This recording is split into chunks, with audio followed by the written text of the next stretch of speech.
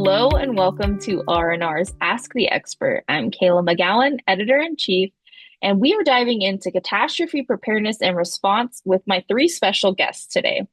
My first guest is Tim Singnisan. He is the Director of Operations for 1-800-Water Damage.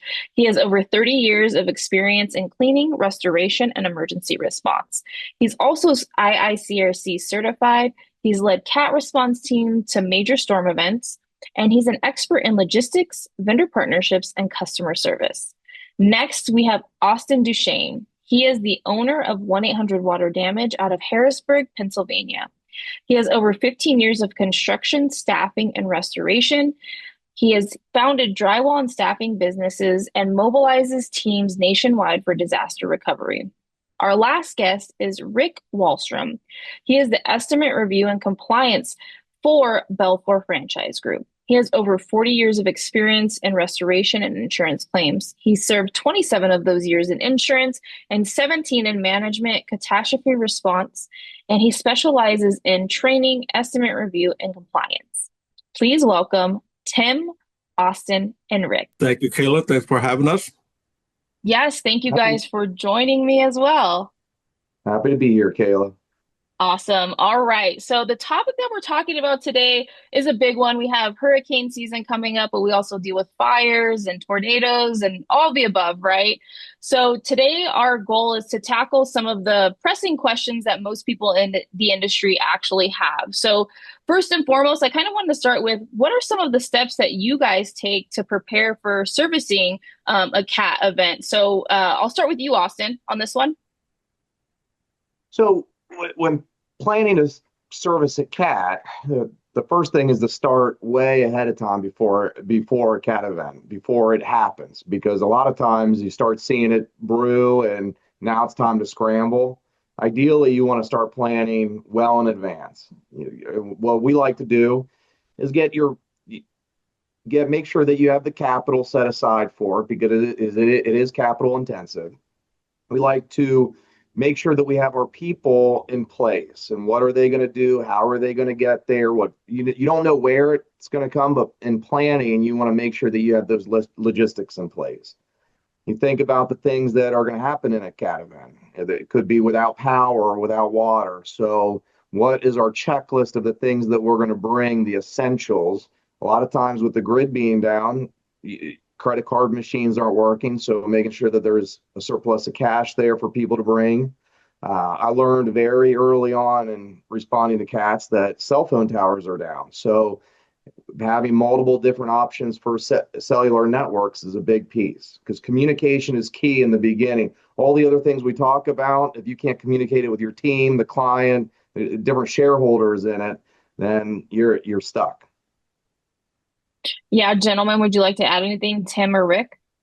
Yes, I actually a couple other things that you might want to think of too as far as preparing for CAT is also you want to line up your vendors, right? Because you're going to need vendors such as dumpsters and your hygienists to test for asbestos, lead, and stuff like that, as well as your labor supply chain, right? Because when you get down there, there's so many claims. You and your team won't be able to handle that, so you definitely need to have a labor pool to work with. So, and the other thing is, you want to make sure whatever state that you're going into that you have proper insurance to be able to work in that area. So those are a couple other things that you have to prepare for. And also as far as getting your equipment and stuff ready, making sure your equipment is in good shape, make sure they're working, your trucks, your vehicles, your service vehicles, you name it. So, the list goes on and on and on. Preparing for a CAT, it takes a little bit more time than just once it hit. Oh, I got to get this ready. I got to scramble and get this ready. That's not the way it works. So this a month in preparing for these type of events. So yes, very, very true. Go ahead. No, from a compliance standpoint, we make sure that their licenses for Xactimates or Totality, the estimating platforms, that they understand how to use Mika, which is a management documentation tool that most of the carriers are requiring. And we make sure that if we're going to be responding to That's just an example of alacrity that everyone knows how to use their portal. And we make sure that everyone's, background checked prior to deployment. So things like from a compliance, that's kind of what our department looks for. Yeah. One more thing to add to that, Kayla, that's a lot of people don't understand and see is lodging becomes a huge issue, right? I mean, a hotel doesn't have power and stuff like that.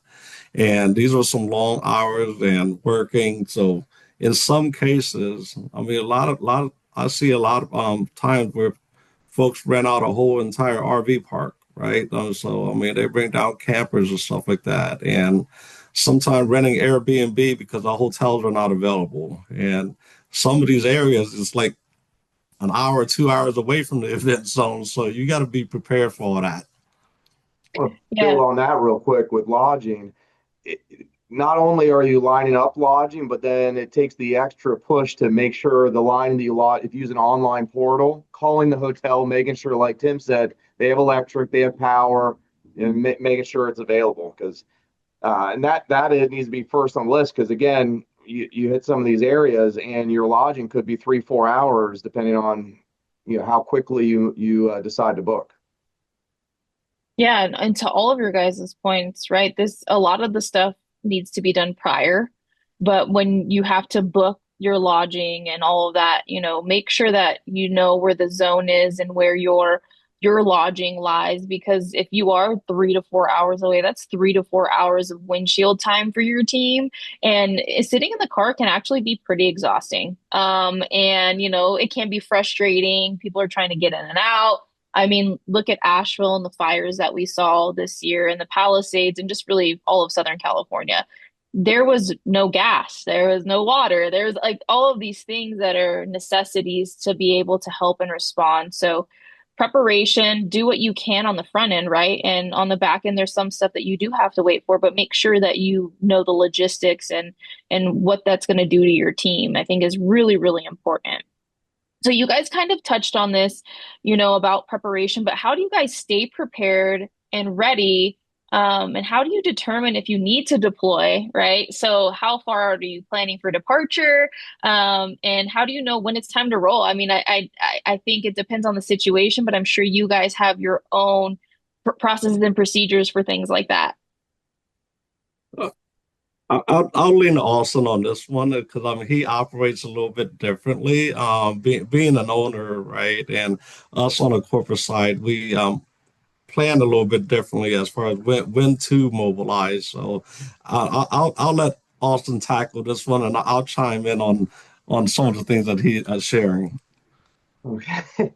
So for us, when you're preparing or to mobilize for a hurricane, you're watching the news, and the news sometimes will glorify because they're there to sell news. So you got to look at it with a kind of a critical eye, for lack of better terms, and make that decision. And that decision is based on your ability to take a risk because if you see a hurricane coming and the sooner you can get out there, the more ability you have to help people, to get jobs, to generate revenue.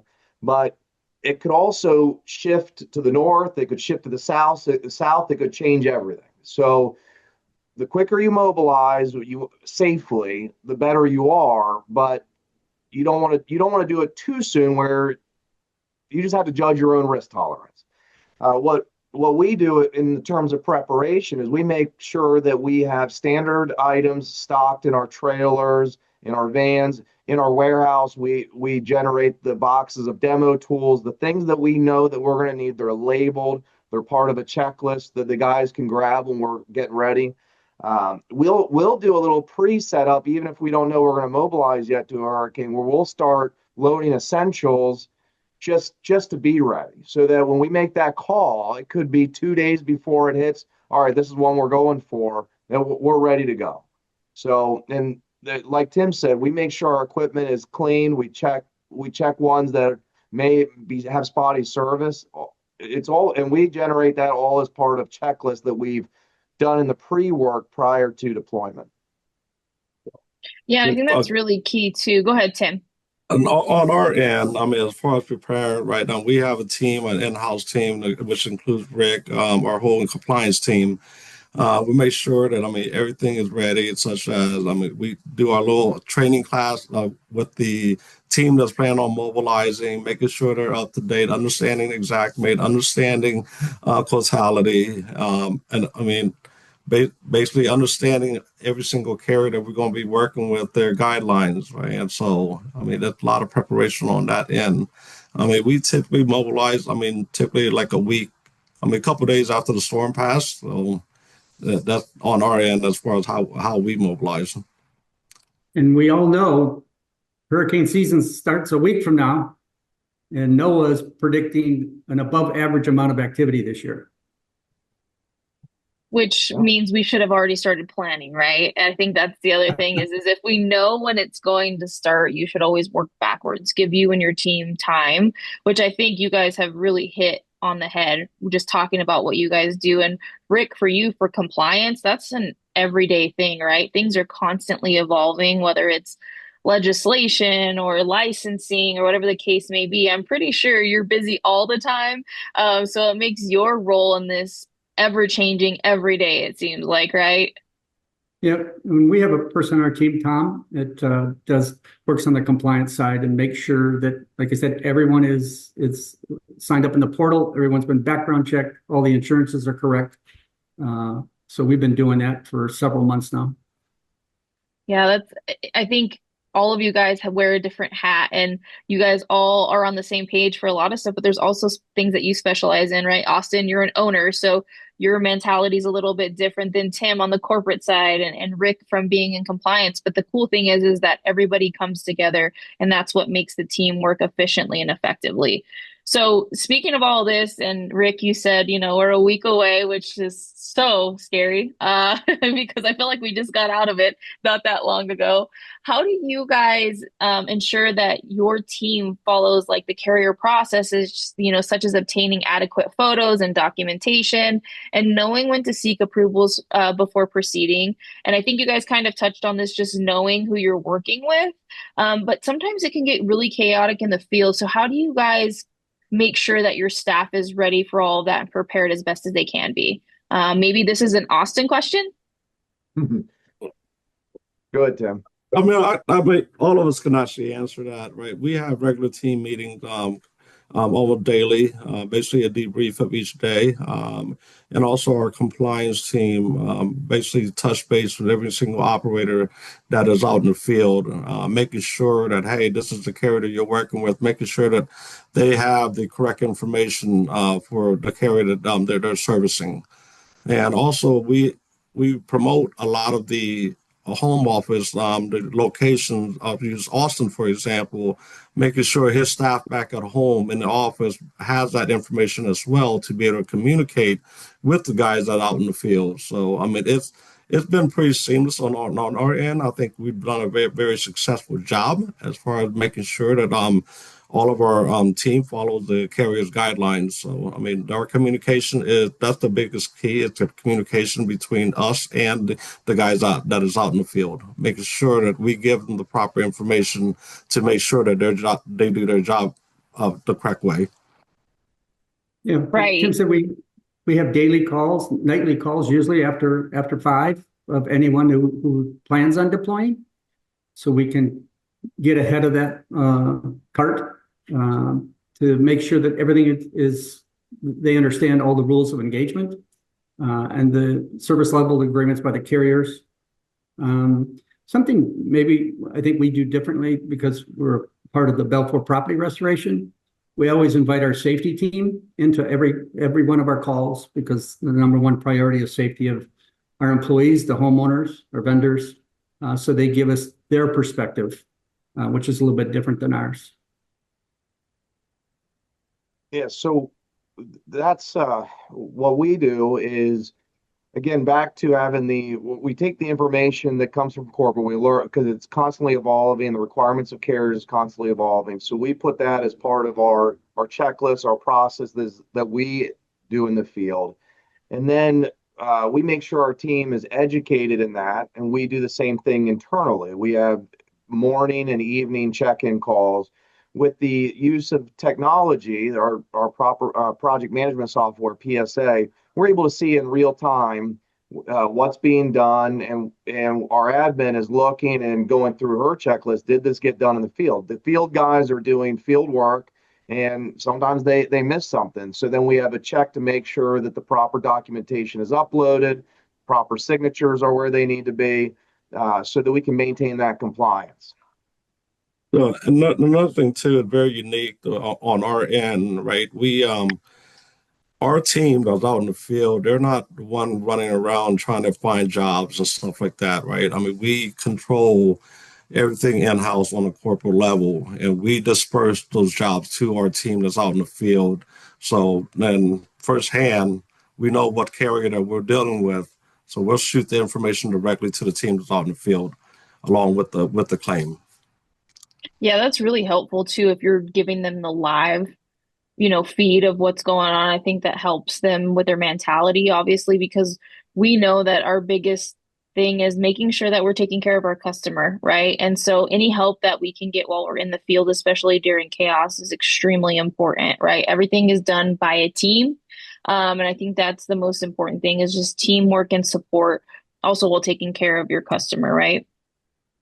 I mean that's the biggest thing, right? I mean we want to make sure our guy is efficient out there. We want to make sure they're servicing the customer correctly, right? We don't want them running around dealing with, hey, I gotta find information on this carrier, I gotta find information on this, I gotta find a dumpster company. So everything that we can handle internally, we will do that to make sure our guys out in the field wouldn't have to stress about understanding what carrier they're working with and so Yeah, and I would say too, a follow-up question that I have for that, just based on what you're saying, right? Internally, you're having people maybe that aren't necessarily boots on the ground at the affected area. Is that kind of the same when you're communicating with the carriers, right? You're having your team send in all the information and somebody offsite maybe, or that's mobilized in a different, fashion is the one who's communicating with both the carrier and the homeowner and even the business owners, right? Because that's efficiency, right? Instead of taking somebody out of the field. So is that something that you guys do to help stay efficient and effective? I'll turn over to Rick. I mean, to Rick on this one. I mean, he deals with a lot of that stuff already, and he is our buffer between the operators and the insurance carriers. So Yeah. No, we just have a good communication system. Like I said, we have conference calls every night before deployment. Like I said, we have the luxury of working with Belfor Property Restoration, and we get where they're going to be deploying, where all the semis are going to be located, where's the equipment going to be staged out of the event area, but close enough to get into an event area when it's opened up for us. Yeah, and I would say too, communication is the biggest part of being a team, right? And as long as that part is nailed down, it's just one thing that is going to work no matter what situation you're in, especially cat season, right? There's times where you don't have power, there's times where you don't have communication, and whether you're bringing in means for that, there may be a time where you have to communicate in a different way. So I think that's really important for people listening to understand that communication is top priority. Yes, safety is as well, but if you don't have communication with your team, you can't do your job efficiently and effectively for not just your team, but the customers and communities that you're serving, right? that's correct. So, speaking of all of this, we talk a lot about customers. Do you have any specific topics for homeowners and business owners ahead of hurricane season or any season for that matter when it comes to preparedness and safety? Austin? So that's part of our sales process with clients is what can we do to help you limit your damage? It gets us in their wheelhouse. I mean, if it's a power up hurricane, there's going to be something that happens. But or steps that you can do: boarding up windows, putting down sandbags, letting us know the layout of your property so that we can help you. We do a lot of social media outreach to help give homeowners tips of what they can do. You see a hurricane coming, think about safety, think about evacuation, do X, Y, and Z to help prepare for Mhm. your house. That's part of giving back and educating your clients or potential clients, just to help them stay ahead and stay safe. Yeah, Yeah, and I was, oh, go ahead, Rick, go ahead. oh, no, go ahead. No, no, go ahead. I was going to ask another question, but I think this is a great time for you to weigh in too, because there's several perspectives here, right? Well, I mean, I've been on catastrophes since I think 1989, and I've been on them every different type. And you talk to a homeowner that's in a catastrophe, whether it's a tornado or hurricane, a flood, a fire, and you kind of, you don't have to ask. They'll tell you what they didn't do that they should have done. And as Austin mentioned earlier, cash, as a homeowner, you should have cash because you're not going to have power. You may not have a cash machine. Medication was a huge thing. People didn't have enough medication, not knowing that the pharmacy is not going to be open for, 10 days, 2 weeks. Their pets potable water. Many said I should have collected more water. I didn't know we wouldn't have it for quite some time. So medications, cash, water, a safety routine, an exit. Many of the policyholders that I used to talk to in catastrophes that stayed in an event, um, you know, in hindsight, they'll never do it again. They so a lot of the people should adhere the warnings that they hear when it says get out. You need to get out, and there's reasons for it. Yeah, and another thing too, I want to add to that. I mean, just being prepared, right, for homeowner. I would definitely recommend as far as taking photos, digital copies of your insurance policy, right, your driver's Yep. license, all your identification, because I mean, and a photo, I mean, a video of your home itself, inside and out, before and after, right? Because when Yep. they tell you to go, you got to go, and I'll make sure you store enough food at least for a week or two, because restaurants will be closed, grocery stores will be closed, so you want to make sure you get a waterproof container to store that stuff in. So. And I mean, there's so much. Make sure you got plenty of gas. I mean, gas cans, fill them up. Uh, Caleb, I could add one more thing to this topic, and that is when I'm talking to family that are in areas where natural disasters hit, it's check your insurance policy now. Those are one of those things that you file, you pay the bill every month, but you don't really look at it until something happens. So make sure you understand your coverage, make sure you know how, what, when, where to enact that coverage, because so many times we go to these events and homeowners are dealing with all the emotions of losing everything and they don't even know where to begin. So kind of have that plan in their mind of what to do and know what's covered. Yeah, that's really key, right? Especially when we're doing work to help them with their insurance and their claims and all of that. Which I know there are a lot of families in areas like Florida, right? For example, who regularly see hurricanes. And I think, this last hurricane season that we saw, there was a lot of people who tried to stay and then they ended up losing more if they would, instead of, leaving their home and taking their necessities, right? Like your records and making sure you had water and money and all those things and that's really where preparedness comes into play, especially for our customers. We're also customers, we just happen to be in the line of work that we know what to do, but it's really important to provide the things like social media updates or tips and just constant communication, because it's not really if, it's when something happens, because I really feel like no matter where you are these days, something can happen and more than likely will happen. And so taking these tips and tricks and even utilizing things like ready.gov and things like that, they have a ton of resources for our customers and ourselves to use to prepare for catastrophes. So another question that I have is, for people who are listening, which are mainly contractors, right? What advice would you give them if they're trying to get into catastrophe work? I think we've covered a ton, but I think what would be the advice that you would give to them. I'll hit Yeah, Tim with this first. yeah.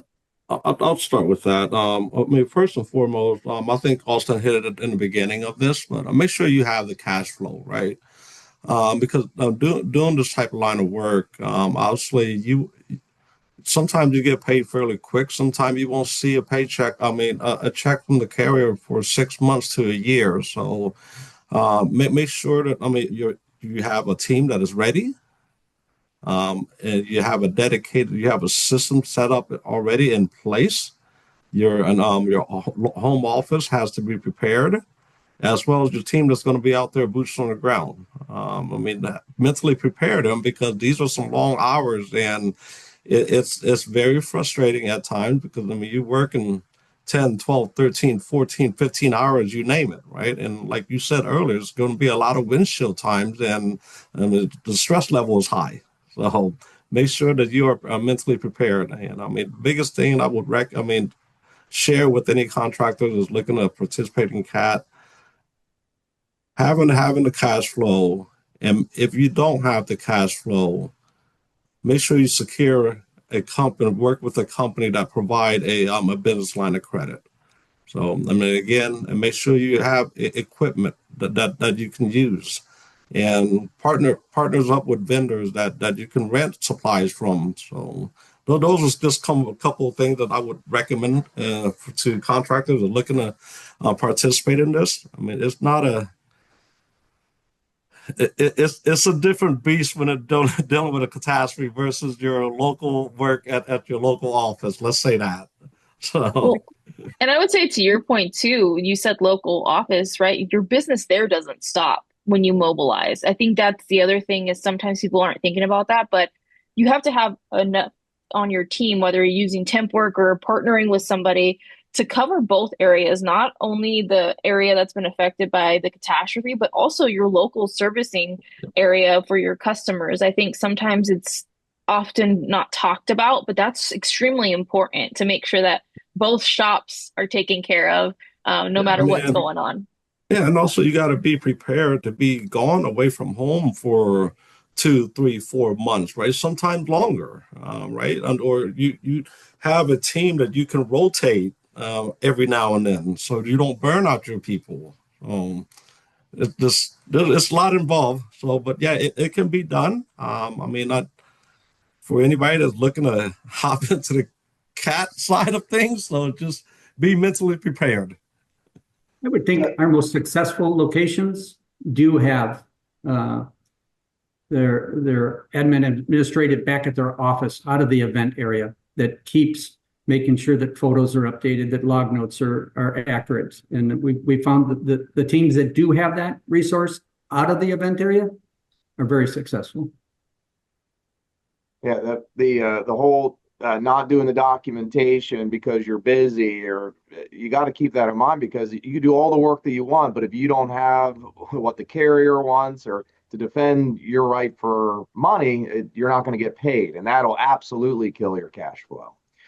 The my One of my key pieces of advice is don't just chase storms blindly. You can want to get in for the first time and prepare for it and have that adrenaline rush that something's coming, but you have to be a little bit strategic, because not every storm is worth traveling 10, 15, 20 hours away to go chase. So, and to Tim's point, your family, your team members, you got to over communicate, especially if you're thinking about going for the first time. It wears on everybody around you.